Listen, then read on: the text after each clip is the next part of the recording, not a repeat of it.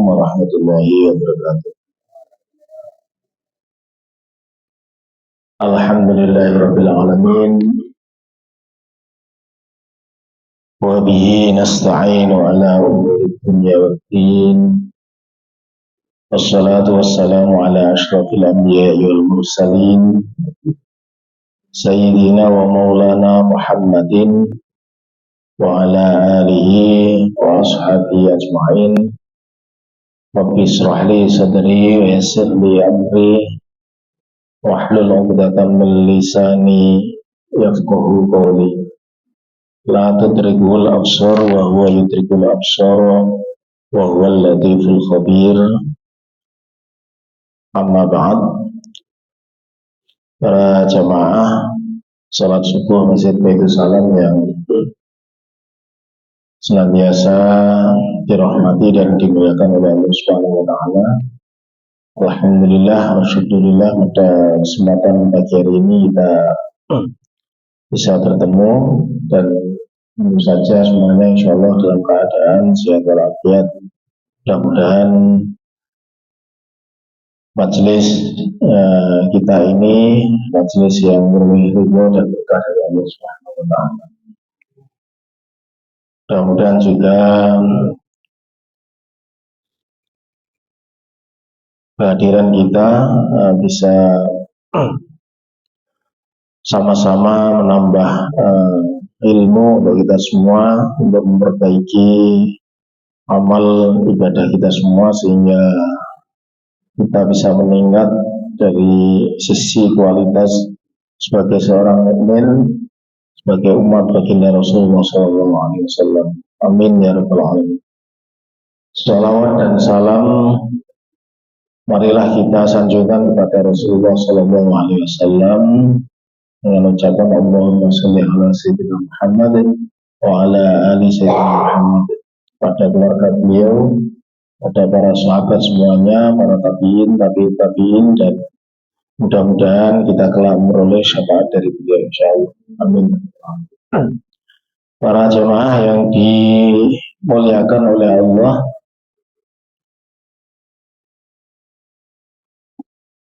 bahasan kita sampai kepada hadis 490.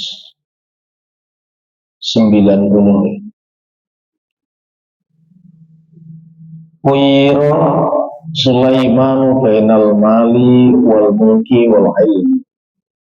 Ini mungkin sedikit pengulang. Nabi Sulaiman itu diminta memilih antara harta, kerajaan, dan ilmu. Fakhtarul ilma, maka Nabi Sulaiman memilih ilmu. Fa'utiya al-mulka wal mala, maka kemudian ya diberikanlah kerajaan dan harta benda. Jadi Rawahu Dailami, hadis ini diriwayatkan oleh Imam Ad-Dailami. Sebagaimana kita bahas sebelumnya di minggu yang lalu, bahwa kunci dunia ini adalah ilmu. Jadi sebagaimana dalam hadis yang lain kan diterangkan bahwa barang siapa yang menginginkan dunia, maka fa'alaihi bil ilmi. Wa man aradal akhirata fa'alaihi bil ilmi. Siapa yang menginginkan akhirat, maka juga perlu ilmu. Wa man aradahuma, siapa yang menginginkan keduanya, baik dunia maupun akhirat, fa'alaihi bil ilmi, maka juga harus dengan ilmu. Jadi inilah sesungguhnya keutamaan daripada ilmu itu. Dan kalau itu dibandingkan, Sayyidina Ali pernah ditanya, apa keunggulan daripada ilmu atas harta itu? Kemudian Sayyidina Ali menjawab, keunggulan harta itu Keunggulan ilmu atas harta itu usulnya banyak sekali. Antara lain adalah kalau harta itu pemiliknya itu perlu menjaganya supaya tidak dicuri orang, supaya tidak diambil orang. Salah-salah malah orangnya juga ikut jadi korban ini karena diincar oleh orang yang menginginkan untuk mengambil harta itu. Tapi kalau ilmu enggak, pemiliknya itu dijaga. Rano ceritane kemudian apa namanya orang yang punya ilmu itu kok kemudian orang memoncone itu enggak ada. Malah justru banyak yang ikut, banyak yang menjaga. Kemudian sahabat Ali mengatakan, seandainya kamu bertanya lagi apa kehebatan ilmu daripada atau perbedaan antara harta dengan atau ilmu dengan harta, maka aku masih bisa memberikan sampai 1000 jawaban yang berbeda. Luar biasa ya. Dalam sebuah kitab yang disebut dengan Nahjul Balaghah itu Imam Ali menerangkan ada sekitar 20 eh, kehebatan dan ilmu dibandingkan dengan harta itu. Dan beliau menjawab, seandainya masih engkau perlukan lagi, aku akan berikan 1000 lagi penjelasan yang bisa menjelaskan kehebatan ilmu dibanding dari harta benda. Nah, ini luar biasa. Yeah. Kita masih ingat tentu saja ketika Nabi Adam itu diciptakan, malaikat ini kan protes dengan Allah Subhanahu wa taala. Bagaimana engkau ciptakan makhluk yang itu menumpahkan darah ya Allah. Wa nahnu nusabbihu bihamdika wa nuqaddisu lak. Sementara kami ini para malaikat ini senantiasa memuji dan bertasbih kepada Engkau. Ya. Kenapa tidak Engkau pilih kami saja malaikat itu untuk menjadi khalifah di bumi? Nah, kemudian qala inni a'lamu ma la ta'lam. Sesungguhnya aku ini wahai para malaikat lebih tahu daripada kalian, dan kami ini atau aku ini mengetahui apa yang tidak kalian ketahui. Jawabannya Allah Subhanahu wa taala. Maka untuk mengetes itu kemudian Allah membekali Nabi Adam, wa 'allama Adam al-asma'a kullaha. Thumma aradhum 'alal malaikati faqala ambiuni bi asma'i haula'i in kuntum ta'lamun. Allah kemudian mengajarkan nama-nama. Nama itu luar biasa. Nama itu seperti status. Kullaha semuanya. Okay. Di luar biasa nih. Nabi Adam itu nggak pinter tenan. Sing mulang sinten?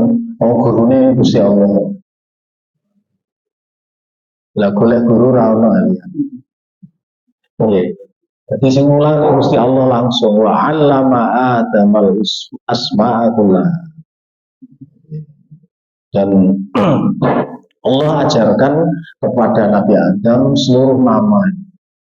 Mulane ini anak putune lho pinter. Nggih.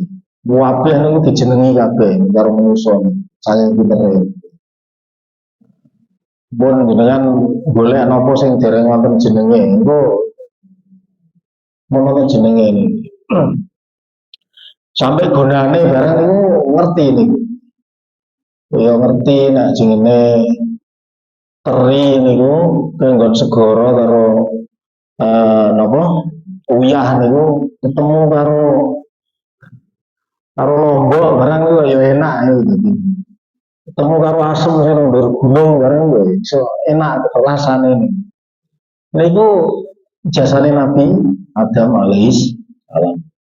Ya maka summa aradhum alal malaikati, kemudian Allah itu memanggil para malaikat. Wes nek ora percaya, reneo. Akhirnya malaikat itu diundang oleh Allah Subhanahu wa taala. Kemudian di situ ada Nabi Adam. Nah, kemudian malaikat ditanya, malaikat sing iki jenenge apa? Mboten ngertos Gusti. Lah sing ngakae jenenge apa? Mboten ngertos. Kabeh ditakoni mboten ngerti malaikat. Berarti malaikat nggih bodho nggih. Nggih, malaikat niku ngertine ya niku bertasbih, salat sama memuji Allah itu saja. Gaweane harus diperintahno niku tok. Wis catetono iki amale manusa. Nggih dicateti niku. Liyane ya ora dicateti niku, diperintah ngoten nggih. Malaikat. Ya awak dhewe niku lho perintah kono lunga tuku gula niku mampir ngopi dhisik. Nggih. Saking pintere manusa niku. Nggih. Jadi manusa niku. Dikongkon tuku klambi niku ya ora tuku klambi tok. Untuk sepatu. Untuk aneh-aneh, saking pintere manusa niku. Malaikat niku mboten iso. Nah, itulah rahasia kenapa apa namanya manusia itu diturunkan ke bumi itu karena tadi dibekali ilmu pada dasarnya itu. Nah, kalau orang-orang filsafat mengatakan ya manusia itu homo sapien, makhluk yang berpikir. Dengan berpikir itulah maka kemudian terciptalah atau ditemukanlah ilmu atau pengetahuan baru. Melalui pengetahuan itulah kemudian manusia sebenarnya diharapkan bisa menata bumi ini dan melestarikannya. Yang beda dengan malaikat yang memang tidak memiliki keistimewaan yang dimiliki oleh manusia. Nah, inilah di dalam hadis ini ketika Nabi Sulaiman itu disuruh memilih harta kerajaan atau memilih ilmu. Nabi Sulaiman kemudian memilih ilmu. Dengan ilmu itu maka kemudian akhirnya juga kerajaan juga bisa dimiliki, kemudian harta juga bisa dimiliki juga. Berikutnya hadis 591. Al-khamru ummul fawakhishi. Khamr itu adalah induk dari segala perbuatan yang buruk. Wa akbarul kabairi, dan besar-besarnya dosa besar atau dosa yang besar. Wa man syaribal khamra tarokas sholati. Barang siapa yang meminum khamr, tarokas sholati, maka dia akan meninggalkan sholat. Tapi yang mabuk nih, boten eling sholat.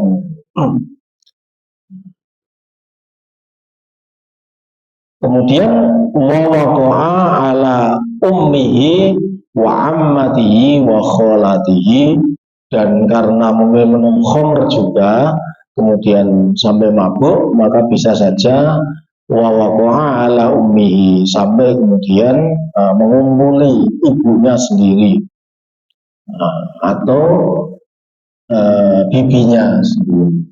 Ini gambaran bahwa khamr itu sebagai salah satu sarana yang mengakibatkan rusaknya ingatan dan akal manusia. Kalau akal dan ingatan itu rusak, tertutup, maka kemudian manusia bisa berbuat yang dosa.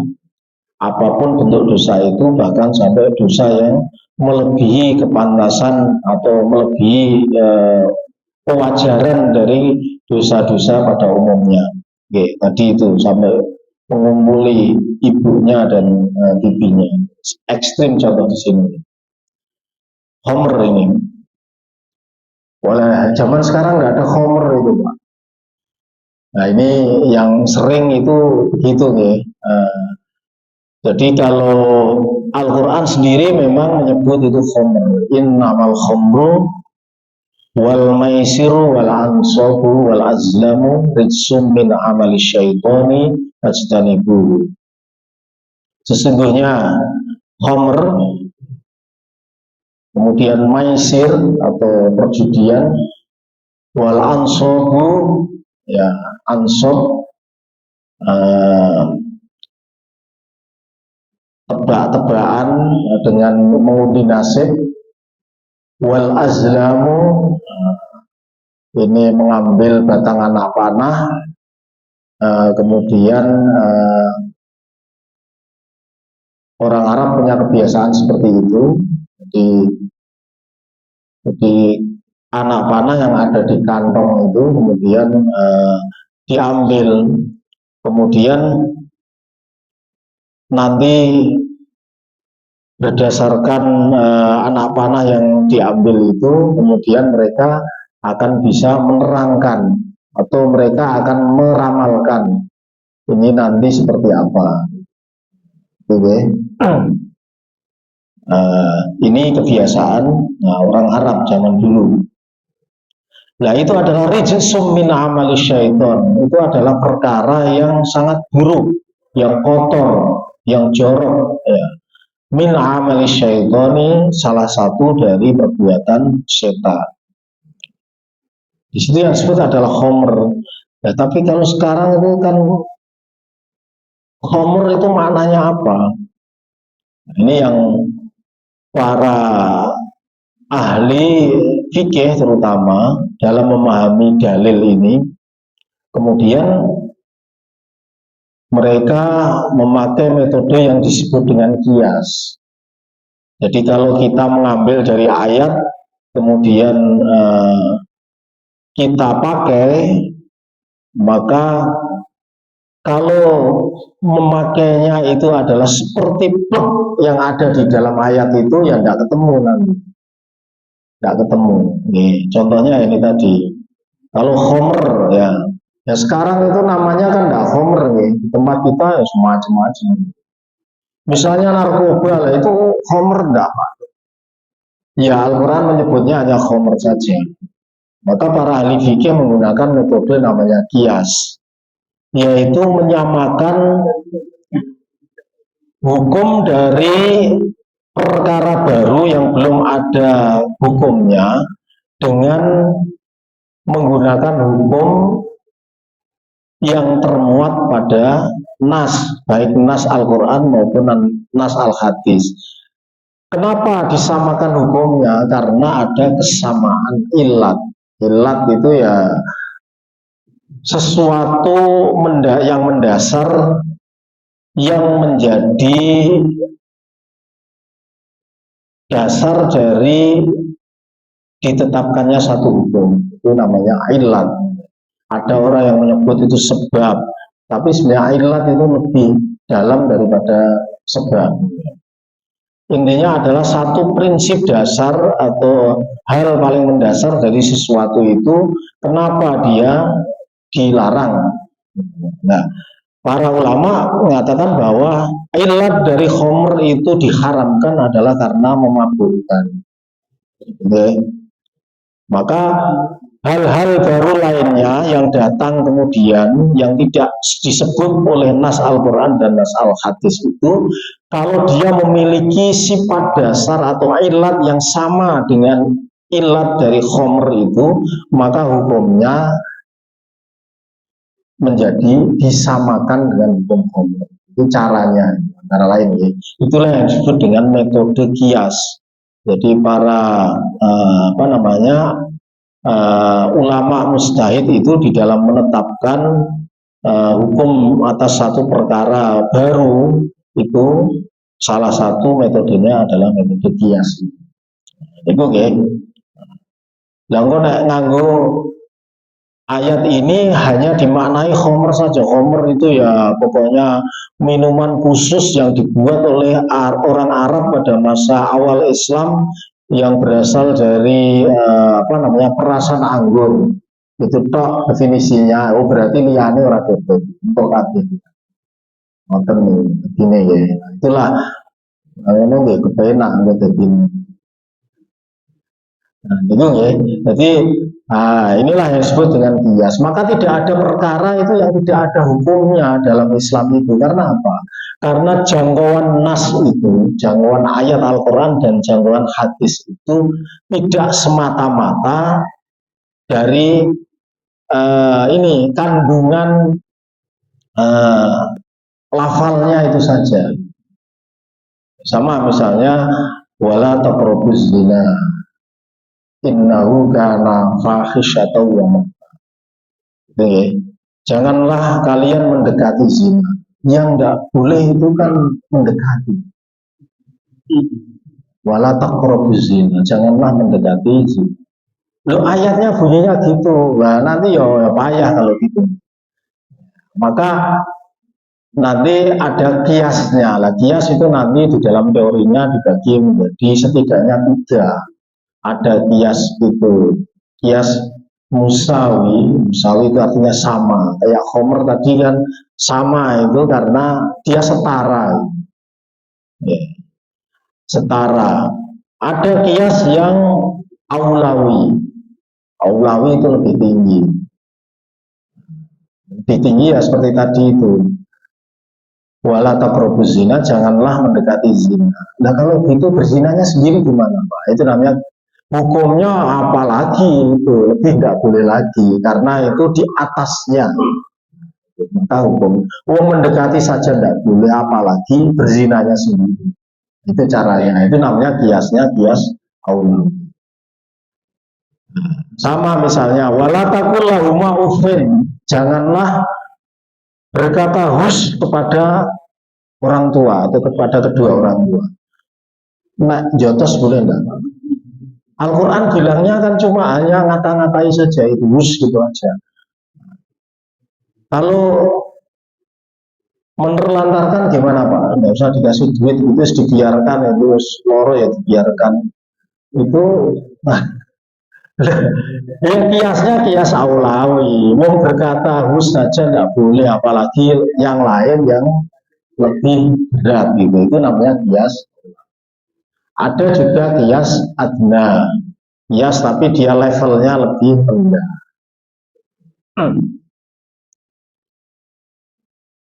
Nah misalnya hus tidak boleh, kalau dipanggil kemudian diam saja tidak jawab gimana Pak?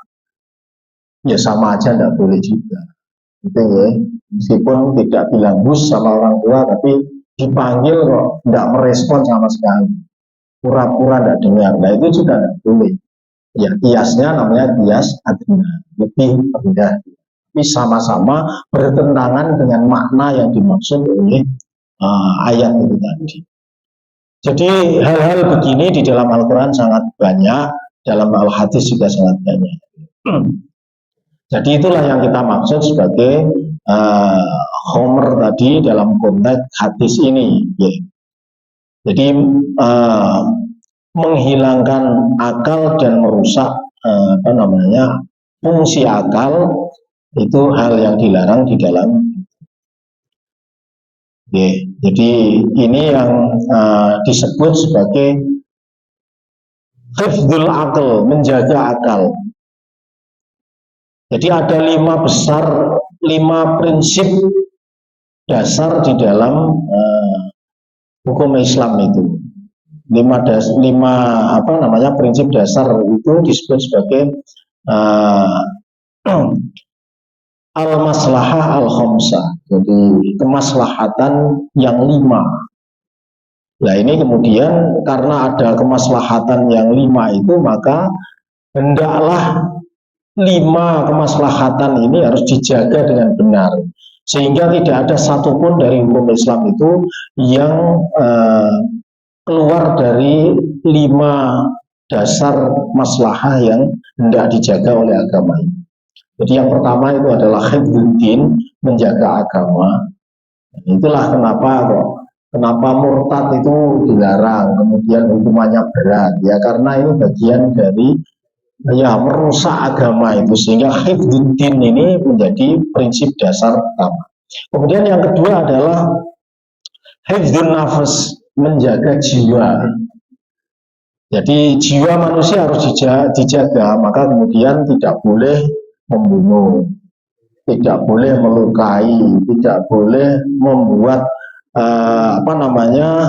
raga manusia ini rusak, sehingga dikenalah namanya hukum yang mengatur tentang tindak pidana atau jarimah. Kemudian yang ketiga adalah hifdzul mal, menjaga harta. Maka seluruh perangkat hukum Islam itu ya diarahkan untuk yang terkait dengan kaitannya dengan harta benda itu, untuk menjaga harta benda itu, sehingga mencuri tidak boleh. Kemudian meminjam tidak dikembalikan juga tidak boleh. Kemudian bertransaksi yang mengandung unsur penipuan juga tidak boleh. Kemudian di dalam perang juga diatur bagaimana cara untuk pembagian harta perang dan lain-lain. Seluruhnya diatur menjadi secara rinci itu dalam rangka untuk supaya harta manusia itu terlindungi. Kemudian berikutnya adalah hifdzun nasl, yaitu menjaga keturunan. Nah inilah yang kemudian dilarang zina, kemudian hal-hal lain yang mengarah dan mendekati ke arah sana. Kemudian juga disyariatkannya perkawinan dalam rangka untuk mengatur itu semua. Itulah lima hal yang menjadi prinsip di dalam pengaturan hukum Islam. Itu ya. Jadi seluruhnya kalau jenengan teliti dalam aturan-aturan Islam itu arahnya ke sana semua. Oke. Rawahu Tabrani an Ibnu Umar, hadis ini diriwayatkan oleh Imam Tabrani dari Ibnu Umar radhiyallahu anhu. Oke. Berikutnya hadis 592, al khairu kafirun wa qalilun fa'iluhu. Rawahu al-Khatib an Ibnu Umar. Hadis ini diriwayatkan oleh Imam al-Khatib dari Umar. Kebaikan itu sangat banyak, tetapi sedikit yang melakukannya. Jadi kebaikan itu sangat banyak. Jadi mulai dari hal yang berat sampai hal yang paling ringan itu ada semua. Tapi ternyata itu sedikit yang melakukan. Ya tentu ini prosentase dari antara lapangan kebaikan itu dengan pelakunya. Ngerti betul Pak? Ngerti. Sama misalnya mengendarai motor atau mobil itu yang baik ya tentu dengan hati-hati. Kan tahu itu baik, tapi ya tidak semua orang kemudian melakukan kebaikan. Ya, intinya semua orang bisa melakukan kebaikan dengan berbagai porsinya masing-masing.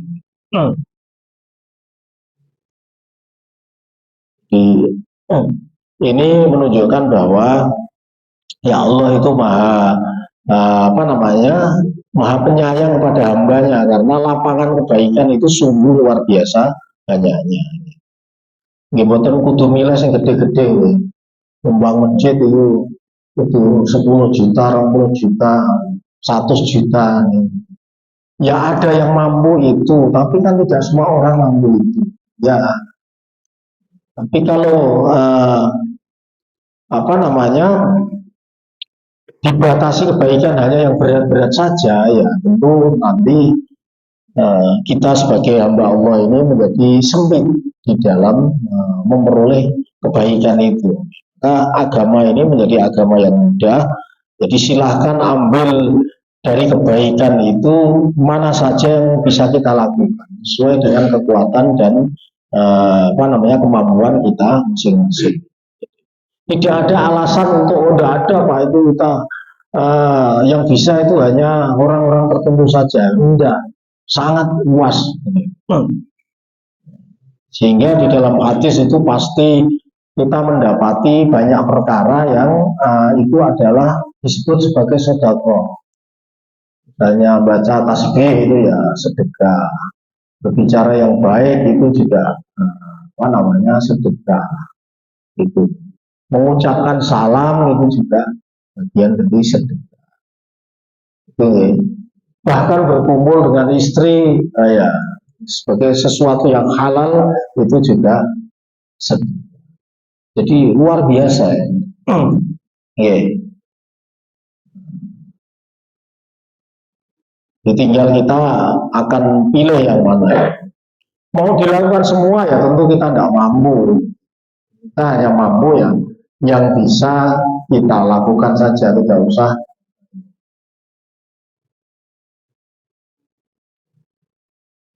masih makan sangalian, sini tidak usah.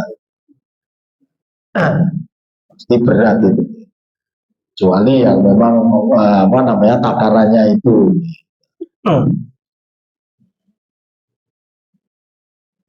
Bangun masjid sendiri gitu, nah, ini berat.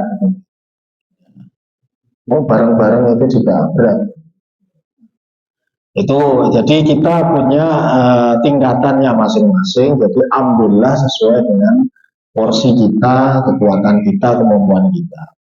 Dan itu juga nggak akan habis yang kita. Kalau kita tahu bahwa an-nadhafatu minal iman, kebersihan itu adalah salah satu bagian daripada iman. Itu saja coba itu nyapu itu saja kan juga. Apa kita lakukan terus kan juga tidak juga. Itu kan kebaikan, kita mampu, tapi juga kita tidak terus-menerus kemudian bisa melakukannya. Jadi silakan, agama sudah menyediakan ruang untuk kebaikan itu sangat banyak, tidak terbatas, maka kita ambil yang bisa kita lakukan sehingga kita ini tidak kosong dari amal-amal yang baik. Saya kira itu pesan yang penting dari hadis ini. Kemudian hadis 593, al-khailu ma'qudun binasiha. Kuda itu al-khailu ma'qudun binasiha al-khairu ila yaumil qiyamah. Kuda itu diikat pada, atau memaknainya dari belakang saja. Jadi kebaikan yang ada pada kuda itu diikat pada gunungan, pada ini ya, pada kepalanya, kepala tapi agak depan gitu ya. Ini susah ini kalau menerjemahkannya itu. Dan juga ini beda dengan postur manusia kan. Bentuknya kan mana yang disebut dengan mukanya kuda, mukanya itu yang mana ya, susah kan itu. Karena beda memang bentuknya. Jadi embun-embunan, kalau kita embun-embunan kan di sini ya. Kalau kuda itu ya terletak di bagian depan, di antara kepala yang paling atas itu dengan ini hidung atau mulutnya itu. Jadi tengah itu yang terletak itu antara sedikit di bawah matanya itu ya. Oke, tengah. Jadi kebaikan kuda itu menurut hadis ini itu diikat atau diletakkan pada embun-embunannya itu. Nah, kalau kita melihat itu orang yang senang dengan kuda itu kan kayak yang diisik-isik itu di situ ya. Nah, di embun-embunannya itu. Jadi pawang kuda juga melakukannya itu. Nah, kemudian wa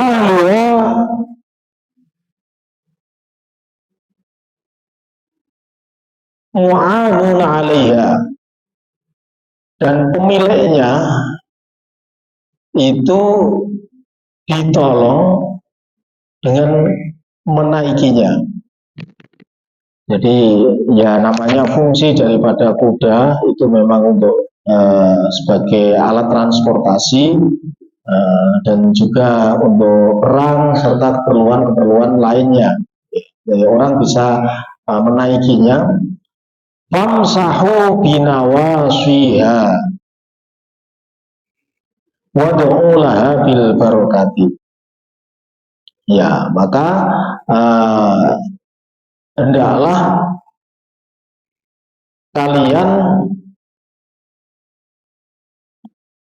mengusap pada tadi bun-bunannya tadi dan kemudian mendoakannya untuk keberkahannya.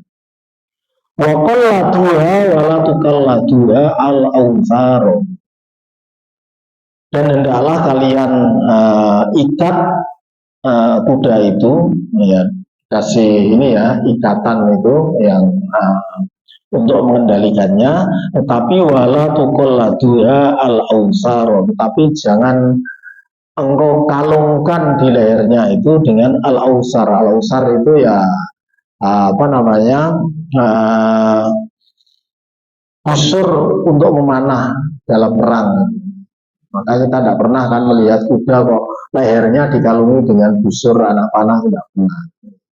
Kalau ada busur anak panah itu ya biasanya ya ditaruh di punggungnya penunggang kudanya. Ini ternyata juga ada ilmunya. Mas saya memang tidak tahu kenapa di dalam kitab hadis ini yang penulisnya ini atau yang mengumpulkan hadis ini juga memasukkan hadis ini di dalam kumpulan hadis ini. Ini yang tidak kita ketahui penjelasannya. Karena yang lain kita bicara tentang apa namanya tentang ilmu, bicara tentang tadi hukum daripada khomer, bicara tentang kebaikan, bicara tentang khusus di hadis 593 ini bicara terkait dengan kuda. Kita nggak tahu apakah kalau dilihat dari urutannya memang ya sama-sama itu khoil, al-khoilu ya.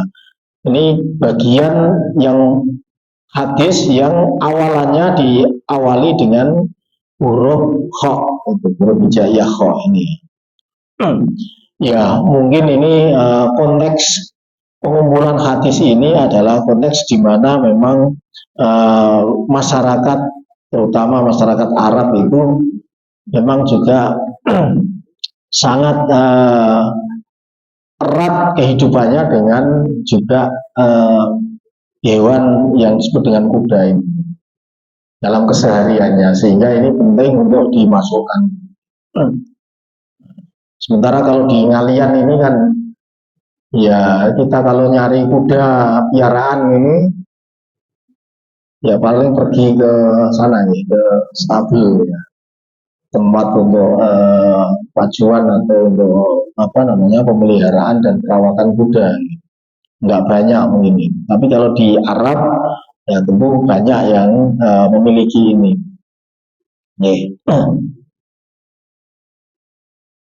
Ini tidak kita bahas secara khusus. Nah, Al-Quran sendiri sebenarnya juga menyebut juga salah satu binatang yang ada di dalam Al-Quran itu dalam ayat antara lain adalah juga tentang kuda, selain tentang apa namanya unta dan binatang-binatang lainnya. Kalau yang sapi sudah itu istimewa menjadi nama surat di Al-Baqarah. Kemudian semut juga itu juga menjadi nama surat juga, kemudian lebah juga nama surat. Nah, kuda juga termasuk salah satu yang disebut dalam Al-Quran juga. Hanya memang penyebutannya tidak banyak. Rawahu Ahmad an Jabir, hadis ini diriwayatkan oleh Imam Ahmad dari sahabat Jabir. Yeah. Kemudian 594 khairus sodaqoti,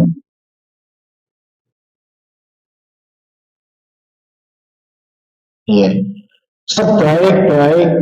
Nah, ini meskipun kata yang dipakai ini sodak, tapi sodak di sini artinya bukan sodak itu artinya sodakoh, bukan ya. Nah, karena bunyi belakangnya itu maka naandorihina wabda biman ta'ul.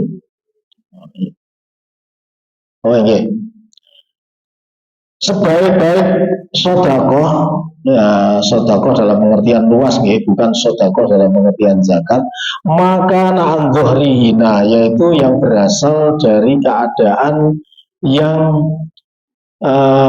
jelas kaya, wabda biman ta'ulu, dan mulailah dari orang yang engkau rawat. Yeah. Jadi sebaik-baik sedekah itu adalah sedekah dari yang jelas kelihatan kaya. Ini tentu dalil untuk orang yang kaya. Nah, nanti kalau duit saya sedikit, kalau saya sedekah tidak baik, Pak. Ya nanti pakai yang lain lagi hadisnya, jangan pakai hadis yang ini. Ini nanti pokoknya Rasulullah itu sangat bijaksana sehingga ya semuanya bisa menggunakan hadis itu sesuai dengan proporsinya masing-masing. Wabda biman ta'ulu, dan mulailah dari orang yang merawat. Maksudnya ya dari orang yang menjadi tanggungan kita. Kalau kita sebagai seorang kepala keluarga, ya mulai dari anggota keluarga sendiri. Jadi jangan sampai kemudian kita sedekah ke sana-sana jauh tempatnya gitu. Ya, tapi keluarga sendiri juga malah tidak diperhatikan. Itu juga agama tidak seperti itu. Itu kan sama dengan ini. Ya sudahlah, kita membantu di fakir miskin sana di Papua. Ya, tapi di sebelah rumah kita juga ada fakir miskin, itu malah tidak kita pikirkan. Nah, itu ya agama itu tidak seperti itu. Agama tentu mana yang prioritas itu. Prioritas tentu yang paling dekat dulu. Yang paling dekat. Maka ayat-ayat Al-Quran itu selalu mendahulukan malah keluarga. Wa'atizal qurba haqqahu wal masakin atau wal miskin. Jadi berikanlah hak-hak dari kerabat. Jadi keluarga, ya, keluarga itu ada keluarga dekat, ada keluarga jauh. Jadi wa'atizal qurba haqqahu wal miskin. Jadi bukan wa'atil miskin, nah bukan begitu. Jadi miskin ditaruh setelah al-qurba, kerabat. Jadi ini menjadi penting ya. Jadi kadang-kadang kita wah terus kono lah sing adu-adu mesti ini Harry itu kalau uman nggak apa-apa, itu kalau nggak uman gitu. Nah itu ya. Sama ini ya mungkin menjadi perhatian kita ya. Ini untuk urusan infak atau untuk urusan sedekah ya, memberi bantuan bisa ke sama-sama ke fakir miskin ya, tentu yang di lingkungan kita ini lebih dahulu, yang dekat dengan kita. Kemudian sebagiannya untuk tempat yang lain. Semoga intinya pokoknya jangan sampai ketinggalan yang ada di dekat. Itu jadi dimulai dari orang yang justru menjadi tanggungan kita sendiri, keluarga misalnya. Kemudian Rawahul Bukhari, hadis ini diriwayatkan oleh Imam Al-Bukhari. Hadis 595, khairus sodaqi aisaruhu, sebaik-baik, nah ini sodaq artinya mahar, sebaik-baik mahar adalah yang paling ringan. Ini wala duitnya akeh mosok mahar sithik. Ya nanti dalam hadis yang lain, konteks lain, sebaik-baik mahar itu adalah yang paling banyak. Nah ini juga dicontohkan oleh baginda Rasulullah. Rasulullah itu ketika meminang ini Khadijah, itu unta berapa puluh ekor. Nah kalau satu ekor unta itu harganya itu katakanlah berapa, 40 juta misalnya. Ya kalau ada 10 kan sudah semuni kan itu. Nah, itu baru unta. Kalau 40 ekor unta, wah tambah. Nah, jadi yang dicontohkan Rasulullah itu di dalam hadis ini memang itu disebut bahwa sebaik-baik mahar itu adalah yang paling ringan. Jadi cara mengambil hadis ini tentu juga harus proporsional. Bagi yang tidak mampu, padahal secara umur dan secara nafsu itu memang harus melakukan pernikahan, maka tentu mahar ini jangan menjadi penghambat. Maka ada seorang sahabat itu, wahai fulan, maukah kamu aku nikahkan dengan fulanah? Dan ya wahai Rasulullah. Kemudian si fulanahnya itu juga ditanya, apakah kamu mau kalau aku nikahkan dengan si fulan? Mau wahai Rasulullah. Kemudian wahai fulan, berikanlah mahar kepada si fulanah itu. Ya. Sesungguhnya aku tidak punya duit Rasulullah, tidak punya uang.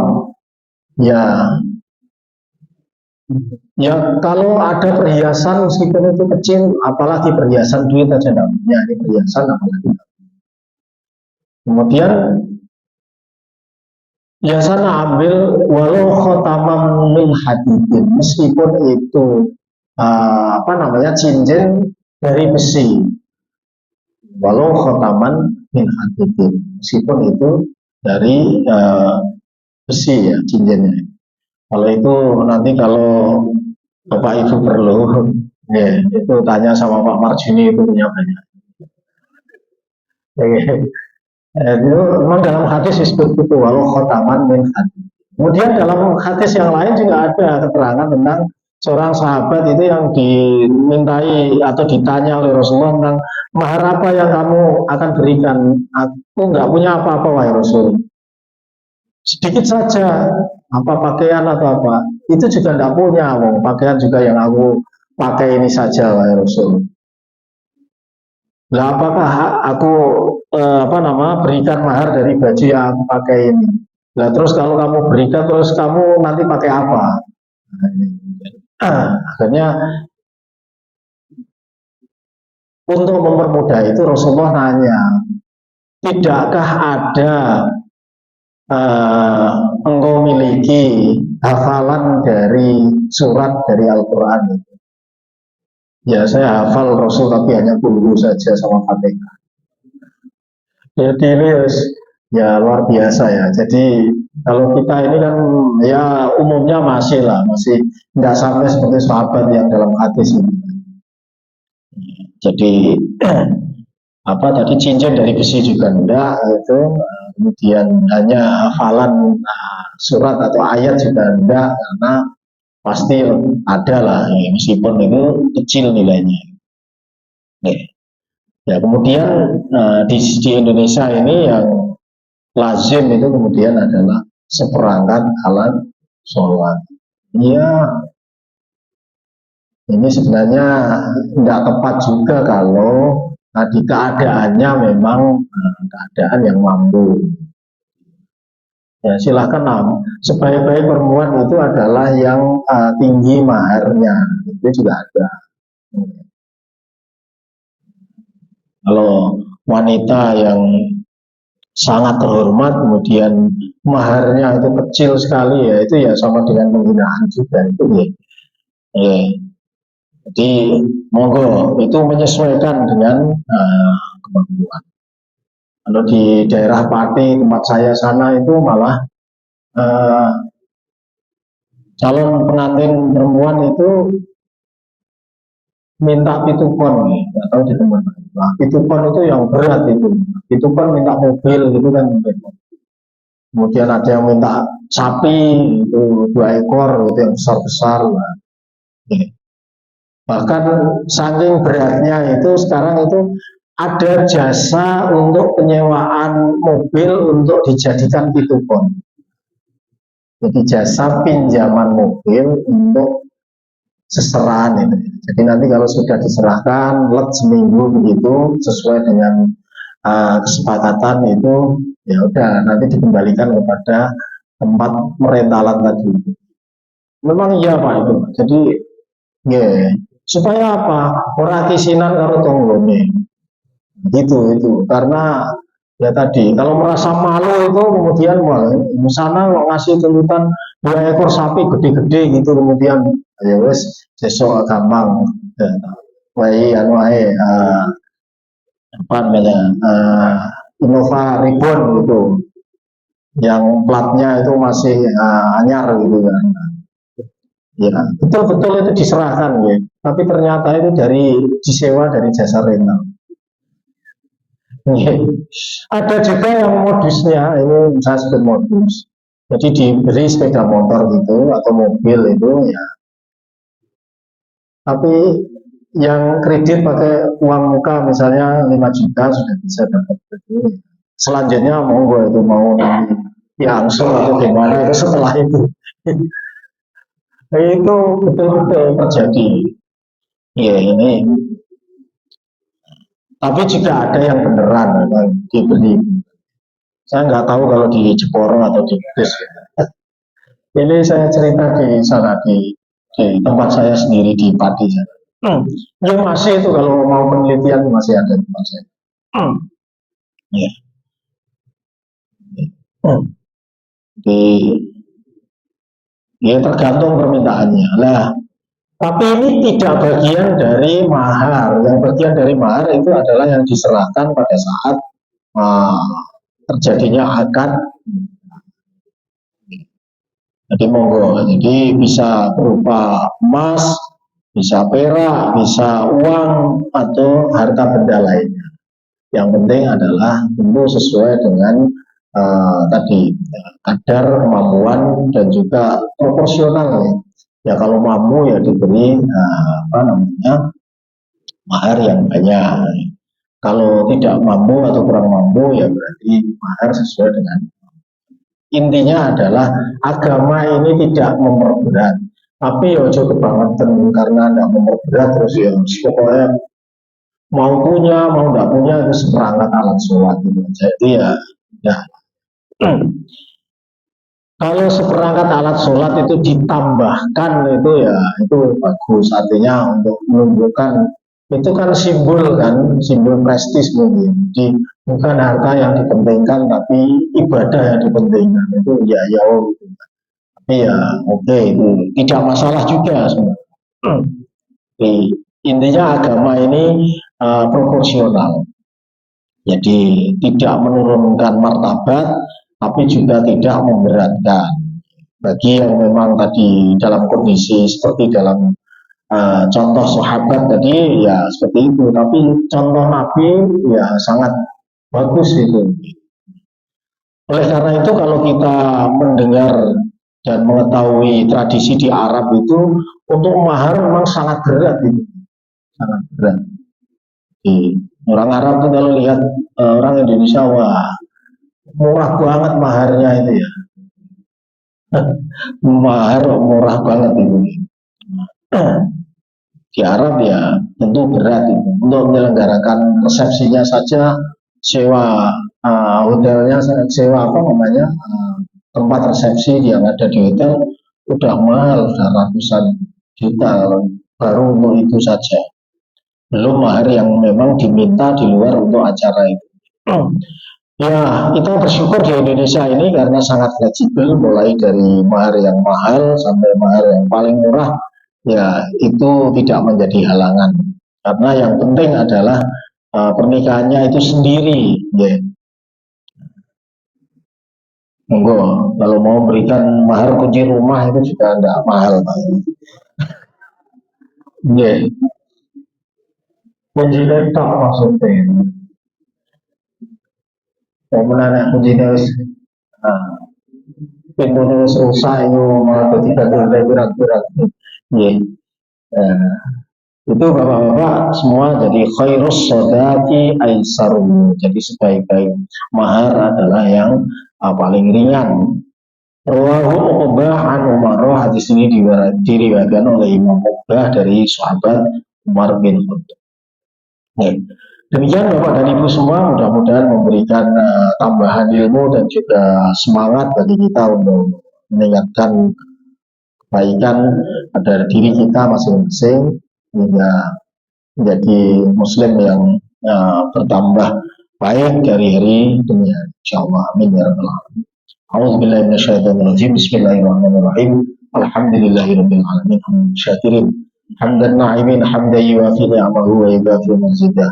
Ya Rabbana lakal hamdu wa ma yanbaghi li jalali wajhil karim wa sultanik. Allahumma ighfir lana dhunubana wa liwalidayna warhamhuma kama rabbayana shighara. Allahumma anfa'na bima 'allamtana wa 'allimna ma yanfa'una. Allahumma iftah lana min abwabil ilmi wa yassir lana min abwabil ilmi wa yazidna ilman nafi'ah bi rahmatika ya arhamar rahimin. Allahumma a'inna ala dzikrika wa syukrika wa husni ibadatik. Rabbana atina fid dunya hasanah wa fil akhirati hasanah wa qina adzabannar. Walhamdulillahirabbil alamin. Mohon maaf atas segala salah dan kekurangan. Assalamualaikum warahmatullahi wabarakatuh.